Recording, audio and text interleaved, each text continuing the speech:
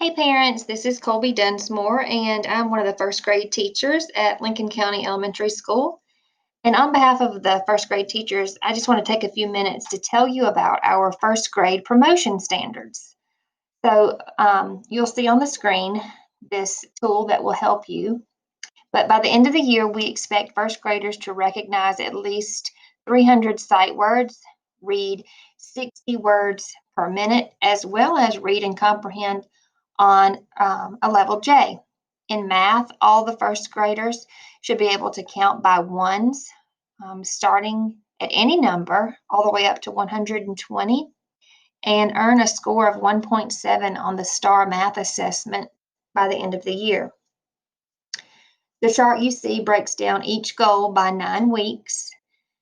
The number you see under each 9 weeks shows what your child should know in order to score a 3 on their progress report card for each goal. As you can see, each 9 weeks has a higher goal to the end of the school year. This yellow column indicates the minimum expectation for this 9 weeks for students to earn a level 3. Please notice how the minimum requirement increases as the year progresses. For sight words, your child should know 100 sight words the first 9 weeks, 150 in the second 9 weeks, and so forth. For Fontes and Pinnell, or what we say is F and P, which is our reading instruction or guided reading levels, the small group reading instruction takes place each day, and it's our differentiated instruction. But in order to receive a 3, your child should pass level D by the end of the first 9 weeks, by the end of the second 9 weeks, level F, and so forth, the end of the year goal being a level J, I or J. For the oral reading fluency or words per minute, the end of the year goal is to read 60 words per minute. If your child is reading 15 words per minute at this point in the year, he or she is right on target. For reading, writing, oral counting, your child should be able to count to 50 beginning at any number for the first 9 weeks goal in order to have an adequate progress. The STAR math is a computerized assessment, and your child is on track if he or she earns a score of 1.1 on this grading period. The end of the year goal, as you can see, is 1.7. The final column reflects what your child would need to know in order to score a 4 in any of these areas during the school year.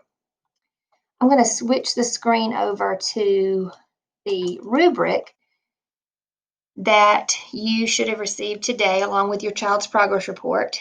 And each report card, you'll have an updated rubric to reference when you are trying to help your child at home. And it will help you explain the criteria needed in order to score a 1, a 2, a 3, or a 4 if it is applicable. The document you see goals for promotion and standards and general standards as such as reading, ELA, math, social studies. So the promotion standards are on the first page, and then on the pages thereafter, it starts with the each subject area, with ELA being on the next page. And as I mentioned, you'll receive an updated rubric along with each 9 weeks. The progress report shows what students would score at report card time if there's no change before that time. So understand that just because, the child has mastered it on this progress report, if he or she does not show adequate progress and consistency, that score might change when it's time for the report cards to go home. A 4 or 3, or a 2 or a 1 doesn't mean your child will have that for the rest of the year. So the score is what they have at this current time. And I'm just going to scroll through what this rubric looks like. ELA takes a couple of pages, and then it moves into science and social studies, where the child will either receive a satisfactory or an unsatisfactory for those standards. So if you have questions, please reach out to your child's teacher, and we will do our best to help you understand this so that we can use this as a tool and work together. Thanks, guys.